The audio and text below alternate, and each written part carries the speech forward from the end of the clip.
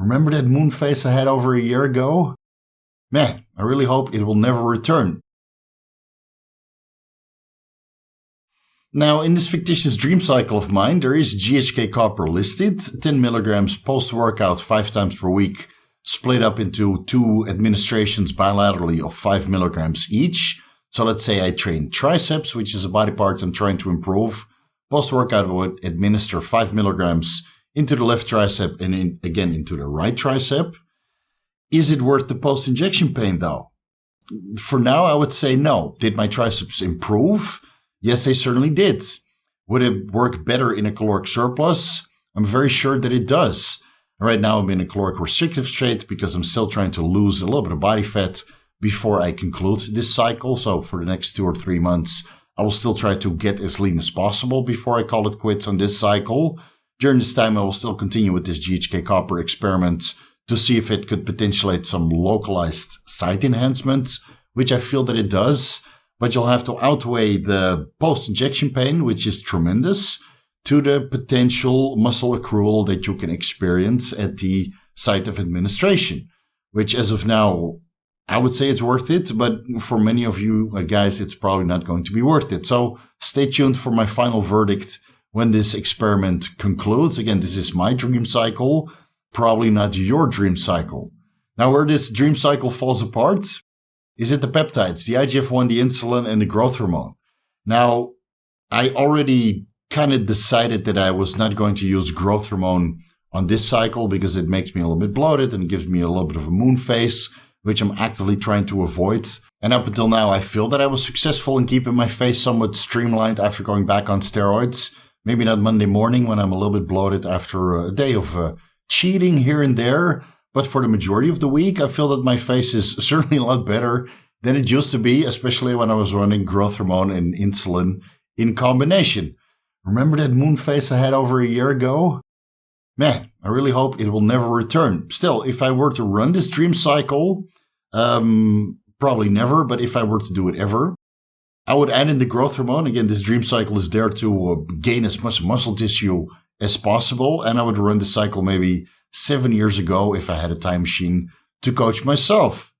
1 unit of exogenous growth hormone per 250 milligrams of steroids per week. So that's 1 IU/GH daily for every 250 milligrams of anabolic androgenic steroids that I would run weekly. If I end up with 500 milligrams of test and 750 milligrams of primobolan, that's 1250 milligrams of steroids combined, allowing for 5 IUs of growth hormone daily. This is an arbitrary number that I figured out myself over the last couple of years, helping myself and a ton of athletes, and coaching them through competitions through the off-season or for general body recomposition phases. 1 IU growth hormone per day per 250 milligrams steroids per week. Seems to work very, very well, and it's a ratio that I always followed myself for the last couple of years that I've been using growth hormone.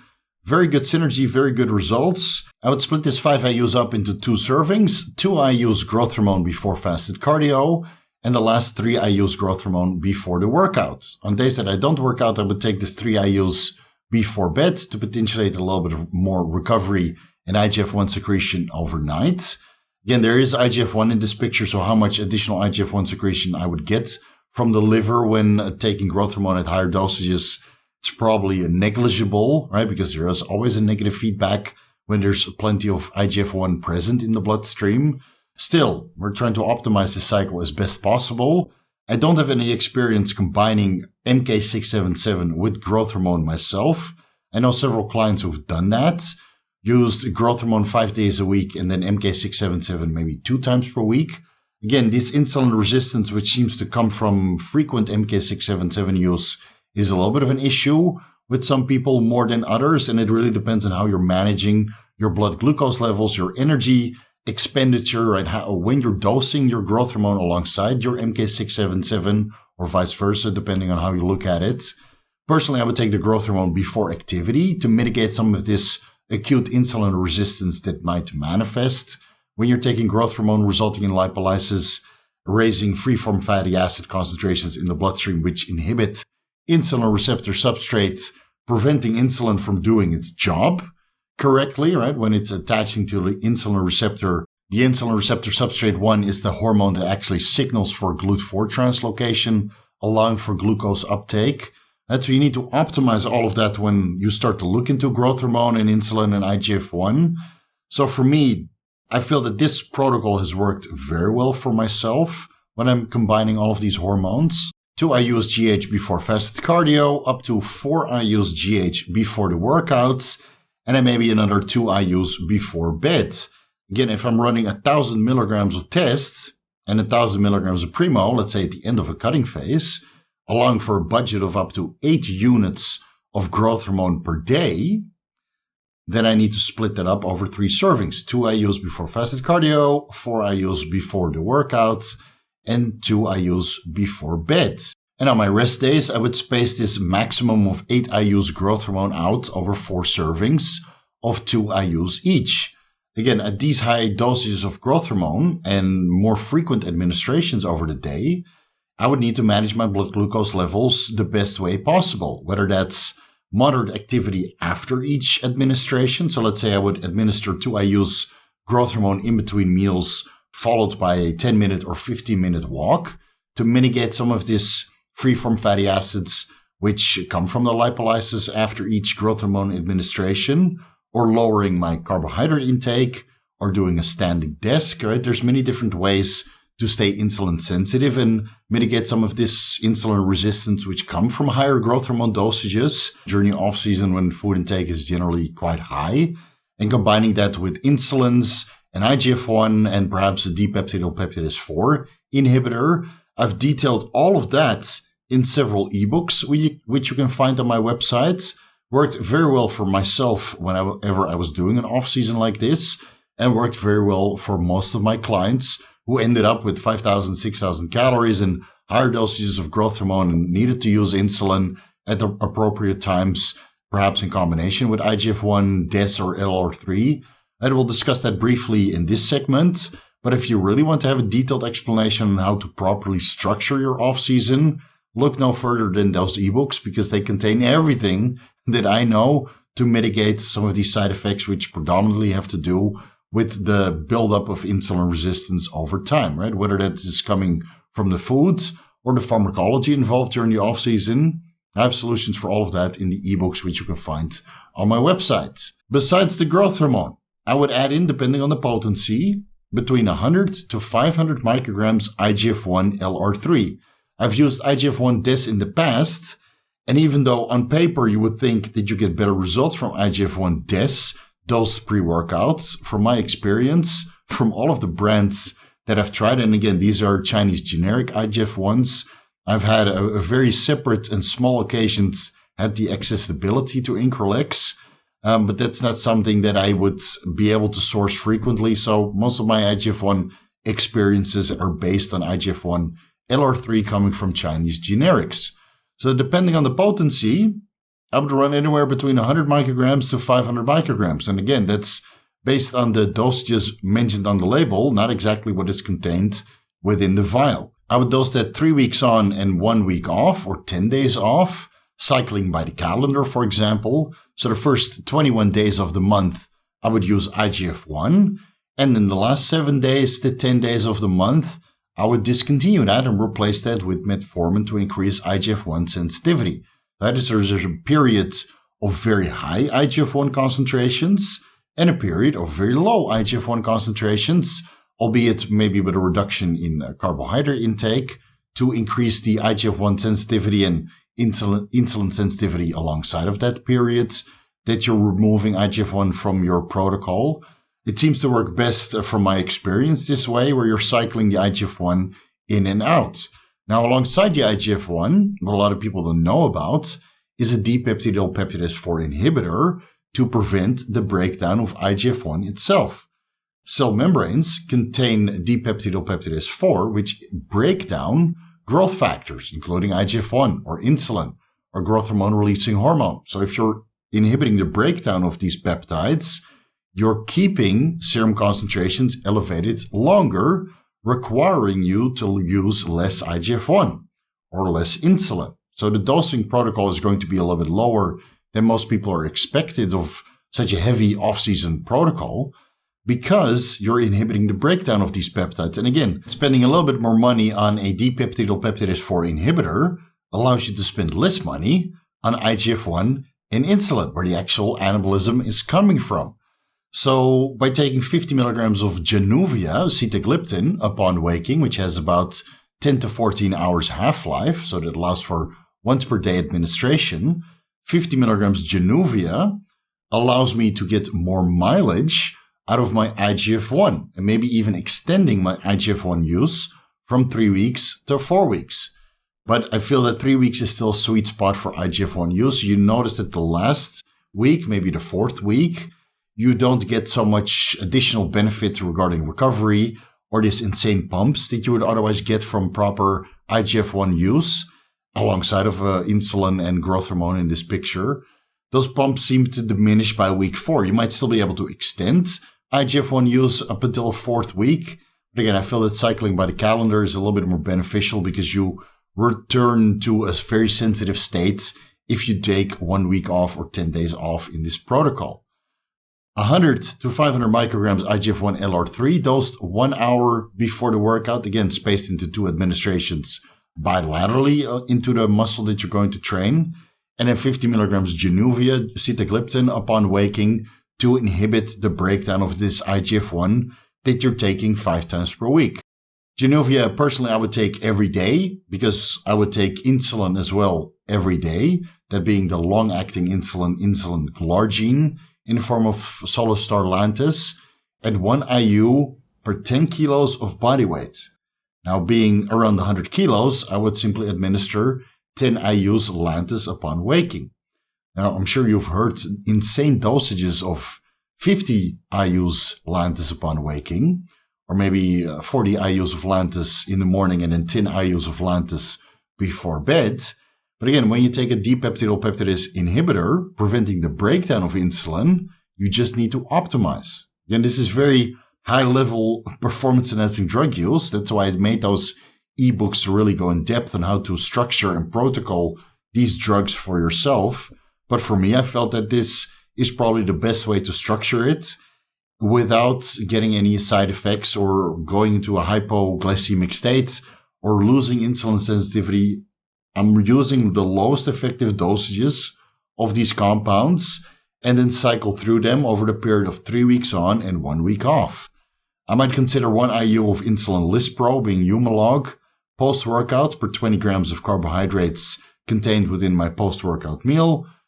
Take the growth hormone pre-workout, mitigate some of the insulin resistance which occurs acutely by burning away the free-form fatty acids, then having my post-workout meal or shake, followed by a postprandial, that's after the meal, insulin administration of a fast-acting insulin, being insulin or Lispro, to help shuttle some of these carbohydrates into skeletal muscle post-workout. Again, keep in mind that the insulin glargine is still active for 24 hours. So even though I administer 10 IUs Lantus upon waking and might train later in the day or in the evening, that insulin is still active and will overlap with the insulin Lispro, being Humalog, which I administer post-workout 5 times per week.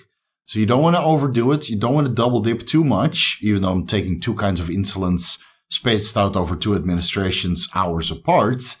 The Dipeptidyl-Peptidase 4 inhibitor makes that use a lot more potent.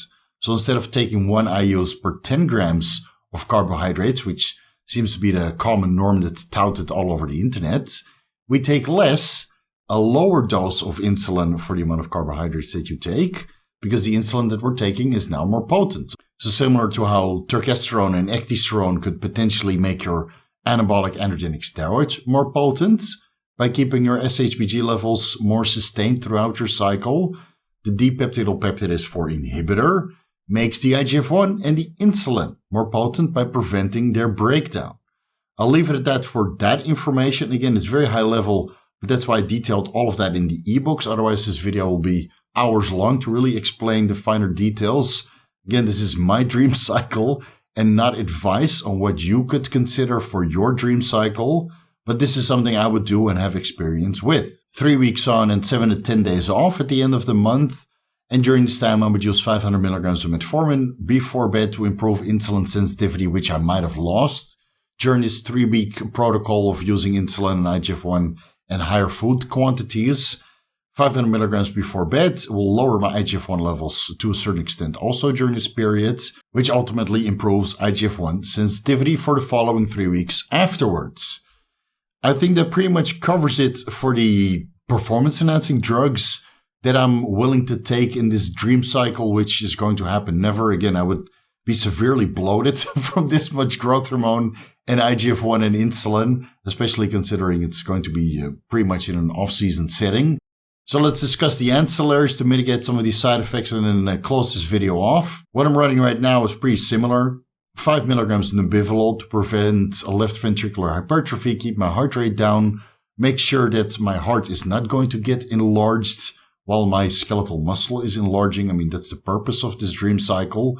I want my muscles to grow, but not my heart. 5 milligrams Nootropics should mitigate some of these effects. 10 milligrams of ezetimibe per day to keep my lipids somewhat favorable. Again, at the higher dosages of testosterone and primobolan, I don't expect my lipids to be favorable, close to the reference range, just by using 10 milligrams ezetimibe per day. So I might need a statin in the form of rosuvastatin. Again, time will tell. I will do frequent blood work if I ever were to run this fictitious dream cycle in the future. 20 to 40 milligrams of telmisartan to help control my blood pressure alongside the 5 milligrams Nootropics that I'm taking, which also has a positive effect on blood pressure management.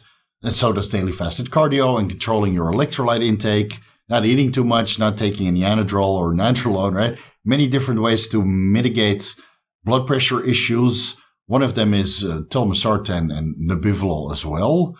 I would consider 25 milligrams of empagliflozin, Jardiance, when I reach over 4 IUs of growth hormone per day. Empagliflozin is a sodium glucose cotransporter type 2 inhibitor, which is beneficial when growth hormone exceeds 4 IUs per day, because usually from 3, 4, 5 IUs growth hormone per day, the water retention gets quite severe. Now, the water retention in the skin and in the face is not really a health condition, but when water retention around the heart or the kidneys becomes an issue, it will detract from your health. Of course, the acute insulin resistance which occurs from higher dosages of growth hormone might also compound into this increase in water retention, and empagliflozin seems to mitigate some of these effects by promoting sodium and glucose excretion. So when your serum glucose concentrations go too high and you can't control that with the use of IGF-1 or insulin, then empagliflozin helps to excrete some of this excess glucose through the kidneys, lowering inflammation and water retention around the kidneys as well. So it's inherently kidney protective, and this also reduces blood pressure when, again, dosing growth hormone at higher dosages. So this is something I would consider, but I would have to do my blood work and keep track of my health parameters with my Omicron 7 to check my blood pressure and all these things to check my blood glucose levels to see if 25 milligrams of empagliflozin is required if I ever reach over 4 IUs of growth hormone in the future. In this fictitious dream cycle, it might, again, never happen.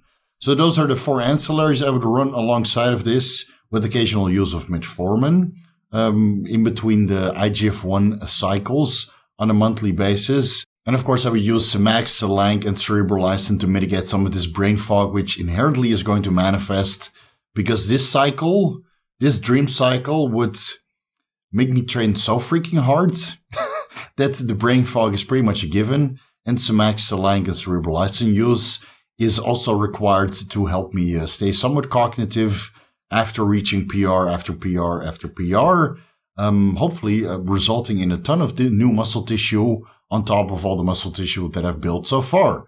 Again, don't expect this cycle to happen. I might take certain aspects of this dream cycle and incorporate that over the next couple of weeks or months that this cycle that I'm on right now is going to last for, after which I have my gynecomastia surgery scheduled.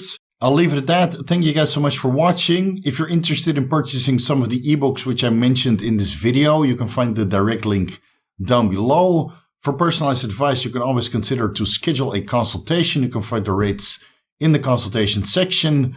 Follow me on Instagram and TikTok at Vigorous Steve. Have a look at my Vigorous to the Max YouTube Clips workout video channel where all of my personal bests, my insane working sets are uploaded. Maybe you get inspired, maybe you get some ideas to take your working sets to the next level also. So please subscribe there as well so you can grind and grimace your way through your next workout just like I do. Have a look at my link tree down below to find discount codes for all the sponsors and affiliates that I'm associated with. If you're looking for over-the-counter supplement XYZ, there's probably a link and a discount code for it. I produced an entire article for this specific purpose on my website. It's called the Ultimate Control F Source List. So if you're looking for any of the supplements which I discussed in this video or other videos which are in this YouTube channel, have a look there. I'm sure there's a link and a discount code for it. And now you can save yourself some money in the process and support yours truly, because obviously I'm going to get a kickback at full transparency on this YouTube channel. Vigorous crew, you guys know what to do. A front double bicep for you guys. This is how we're starting 2022. Hopefully we can improve a little bit beyond this point. But I'm not expecting too much because, well, 100 kilos is 100 kilos. And it's more than enough for me. Thank you guys so much for watching. And I'll see you in the next video. Hopefully daily from this point onwards, because I'm recharged, ready to roll.